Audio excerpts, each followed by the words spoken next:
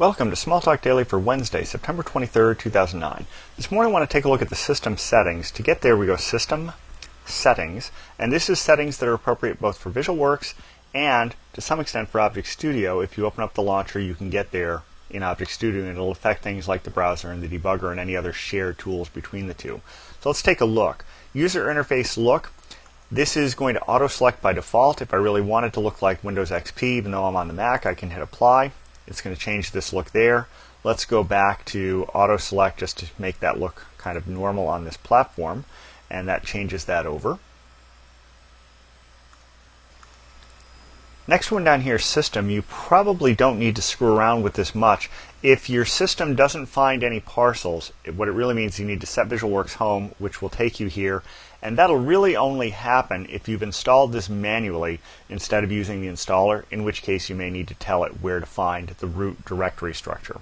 Going down to Loading, this is a bunch of command line option settings. If you don't want these available, for instance you're scripting a runtime build, you might want to turn all or many of these off. Memory policy, this is something important to know a little bit about. This ceiling here for growth regime of 32 megs does not mean the system will stop growing at 32 megs. What it means is that at 32 meg there is a flip between preferring growth and preferring scavenging, which means every time the system needs memory past 32 megs, it'll try to scavenge first and only then grow. Most of the time you want to make that ceiling higher. I typically set that up to 64 or 100. The memory growth regime top here, this is kind of a hard limit past which it won't grow. You can change that to be bigger. I've set images as big as 2 gigabytes when I'm bringing a whole ton of data, for instance log data from a website, in. And this is just how much free memory it triggers off a scavenge with. So those two here are the ones you really want to be paying attention to. Message catalogs, unless you're working with internationalization, you don't need to worry too much about this, and even so I typically leave this alone. Parcel path, again, if these are found, that's good. You don't really need to change this unless, again, you're scripting a runtime. You may want to empty that out. Printing, if you change this to host and apply it, that means it'll use host printing on Mac and Windows. Down here with source, this you can typically leave alone. We don't typically edit source code and files outside the image.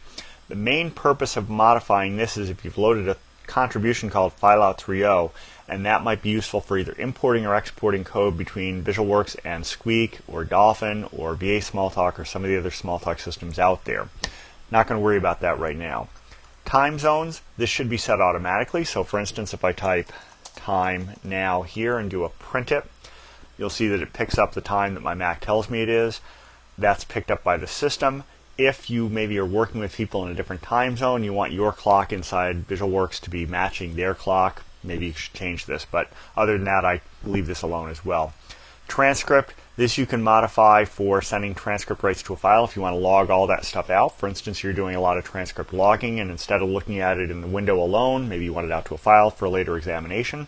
That'll happen by default headless. If you don't want it happening headless, you can turn that off. Down here under Tools, this is probably the most important one here, Enable UI for Internationalization. I'll show you what I mean with that. Let's go to Painter, New Canvas, and we'll go ahead and look at this settings thing here. Lookup key and catalog, notice how they're disabled.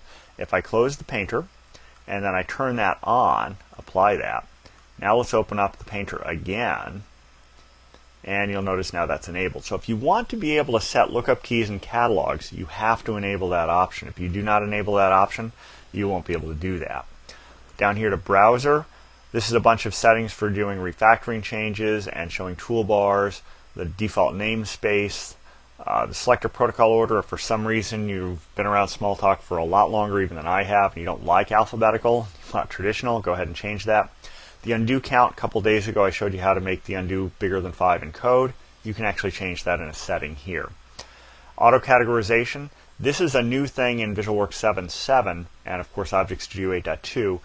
If you don't want that on for any of your existing code, change it to only new methods. That's the default. You can always have it to always, in which case it'll start auto-categorizing any change you make to any method in the system. Kind of up to you with the way you want that. So let's go down to Debugger. The debugger, you want to change. This one is the only one you really want to work with. Use event faithful debugging. That's especially useful if you're working with multiple Smalltalk threads. The formatter, you can change the way this works. The most obvious ones you want to change is these two. Browse auto formats, meaning When you browse code, auto-format it, but it doesn't save it in that form. So if you're working with a larger team and you don't like the way 2 or 3 people on your team format code, but you don't want to get into the great formatting war of 2009, you can just have it auto-format for you. You can look at it in a nice consistent format, let the other guys do what they want. If, on the other hand, you want to get into that format war, save auto-formats. Anytime you save, it'll auto-format it for you. UI Painter. The most important one here is probably avoiding installation dialog when possible and auto-install when defining. That'll get rid of a lot of the prompts that pop up when you start installing your UIs. I usually turn all 3 of these on. The warnings. These 2 are on by default. Let me show you what this does. I'll open up a browser and I will go ahead and create a new package called foo. And now notice my foo package has a little warning symbol on it because I don't have a comment. If I don't want to be nagged that way, I can turn that off. Down here for workspace, finally, you can silently declare workspace, turn that off if you don't want your variables silently declared. Probably a mistake. I typically leave that on. It's really useful for scripting. Finally, one that needs a little bit of explanation down here under URI. This looks like it means auto-load from the internet. It's not what it means. All it really means is that if you use URIs in code and that code isn't loaded, it'll go ahead and try to auto-load the FTP parcel, the HTTP parcel, or the HTTPS parcel for you if you check these. If you don't check them, you have to load that by hand or set prereqs in your loading. Not all that useful to my mind, but it's there. And that's pretty much a quick walk through the settings that you really need to know something about. That's about it for today. Until next time, have fun with small talk.